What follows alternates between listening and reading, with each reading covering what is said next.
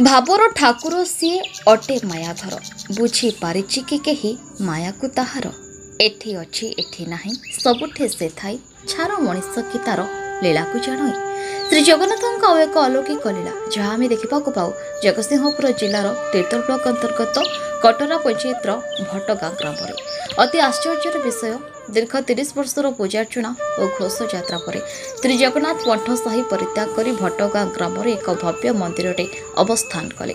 अपरपक्षे भटगाँ निवासी श्रद्धालु माने मंदिरटीए तोली भावना थिले जे मंदिर पई दियो आसीबे कोठु भाबर ठाकुर जानिले भाव भटगाँ ठारे लागिला नाव जगन्नाथ स्वेच्छा किए बा बाधक साजिब मठ साहिर अवहेलित मनीष मानू परित्याग कर भावभक्तिर डोरी रे आकर्षण हो चली आसिले भटगाँ श्रीक्षेत्र धाम पुरी पंडितगढ़ आसी श्री जगन्नाथ अवस्थित को अनुधान कर नीतिकांति धार्जित कर यथारीति अनुसार चली पूजार्चना अपेक्षा रही महाप्रसाद मिलित केवे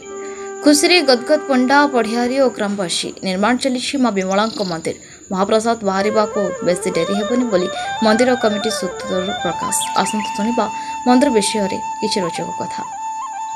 जय जगन्नाथ मोर हूँ सरोज कुमार दास सरोज कुंटिया मु सरोज कुमार दास वैष्णव है सरोज कुमार दास मो ना होइछि मोर पिलाटी बड़ लक्ष्य थिला जगन्नाथ मंदिर करने कालक्रमे किसी 60 वर्ष पर 60 वर्ष बयस है आम गाँव युवक मानक ग्रामवासी मानक डाकी बसई समस्त मन को नहीं एक मंदिर निर्माण करने स्थिर कली और समस्त स्वीकृति देली ग्रामवासी स्वीकृति देले मंदिर हेब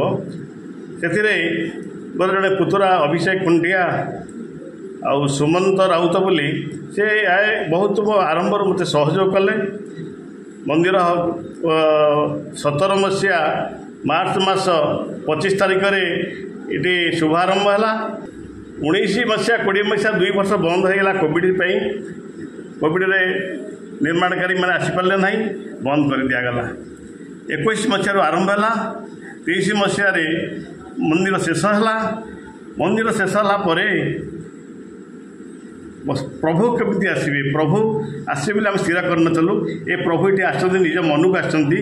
स्वेच्छा आसती मोर पाखे मोर जड़े भाई मोर जड़े बंधु ये अच्छा घर कटरा मठ साई सी मंदिर गोटे मंदिर कर प्रभु को 3 ठाकुर पूजा करुले से पूजार ग्रामवासी सहयोग किसी मिलला ना से केवल ये मंदिर देखी से निजे चाहिए ये मंदिर को प्रभु आसवाई जड़े साथी से आज विद्यापति अच्छा बाबाजी साहू पाखे अच्छा सी आम साथी नहीं गले सी नहीं आमको मंदिर पहुँचलु प्रभु दर्शन कलु प्रभु को दर्शन कलापर आम बहुत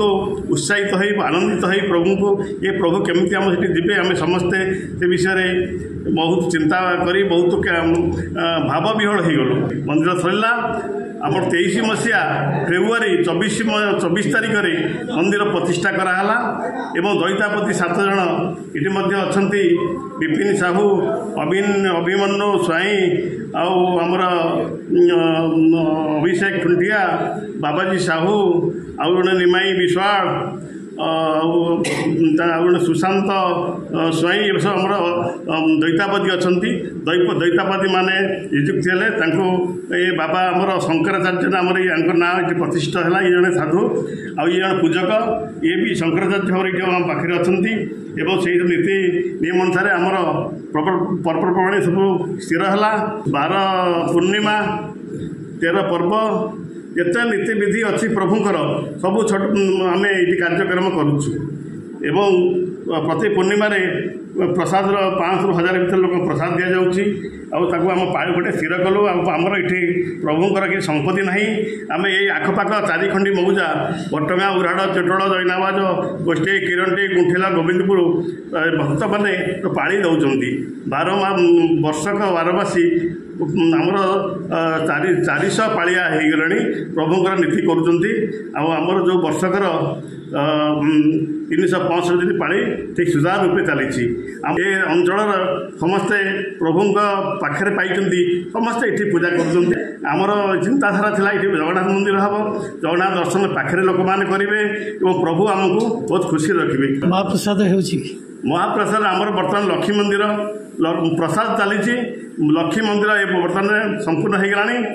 विमला मंदिर हो गलानी विमला मंदिर पर पुरी पंडित मैंने आसते विमला मंदिर प्रतिष्ठा पर माँ आसला ये महाप्रसाद चलो यही 2 मास पर आम महाप्रसाद बाहर बोली आम योजना चलई देवोत्तर विभाग दृष्टि पड़ी कि सरकार कौन दृष्टि पड़ी ना कौन सरकारी साहाय्य मंदिर कराई ये लोग भक्त मान सहयोग मंदिर कर मो ना हूँ शंकरचरण महाराणा जन्मित ना अष्टम दीक्षित नेला ब्रह्मचारी दीक्षा नेला ना आमर सेवानंद दास आमर जिते विग्रह कटारा पंचायत मठसाई ग्राम दीर्घ 30 वर्ष महाप्रभुंर सेवा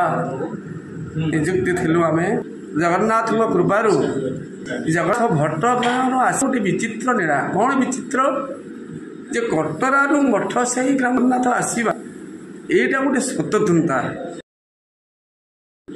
जिते प्रभु नीतिगति आम ठीक कहलुनि प्रभु निज इच्छा से देखिले मठसाई ग्रामर ग्रामवासी वृंद ये सब 30 वर्ष प्रभु अपेक्षा कला सब ग्रामवासी वृंद मैंने कहले ता ठाकुर सी कर तार जहाँ कर 25 वर्ष आगे महाप्रभु घोष यात्रा से 25 वर्ष पर आम शरीर कर्म दोष शरीर खराब होगला कर्म खराब है प्रभु यात्राटी होगला बहुत पर ग्रामवासी वृंद मैंने भी आमर कौन आलोचना समालोचना पर्यालोचना पचार गले नहीं गोटे कथा जे प्रभु को आम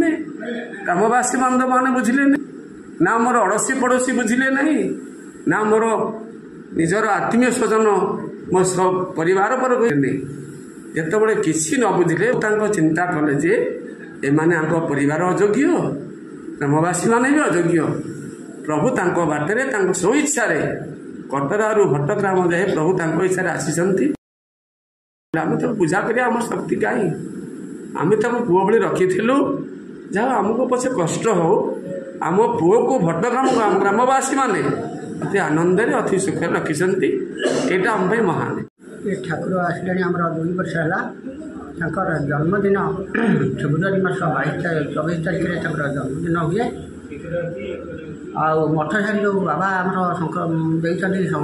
बाबा ये बहुत खुशी आसी अच्छा आनी ये बहुत माने आनंद अच्छी ठाकुर सेवा भोर मंगला आरती 4:30 आरंभ करे नीति कांति आमर ग्रामवासी जो दिखती मोर 12:30 मु नीति लगाए राति भी दही पखाड़ संध्या आलती टाइम से दही पखाड़ हो आलती बहुत भक्त मैंने आसी बसती आलती दे घंट बाड़ाती भल मंद कर प्रसाद सेवन कर चली जाए ये आसिक 2 वर्ष है मुझे ठाकुर पाखे एमती बहुत आनंद ठाकुर ये आनंदित रही सरकार भी किसी नियोजित आसी ना केवल आमर सरजाऊ ये जो ग्रामवासी आमर दैत्यपति मैंने सब अच्छा से मैंने ही आमर ये सब देखा चाह शुणा सब करती आठी सरकार किसी अनुदान ना आपण जदि जगतसिंहपुर शरद कुमार दासों सहित रंजन कुमार मल्लिकों रिपोर्ट न्यूज उपांत खबर।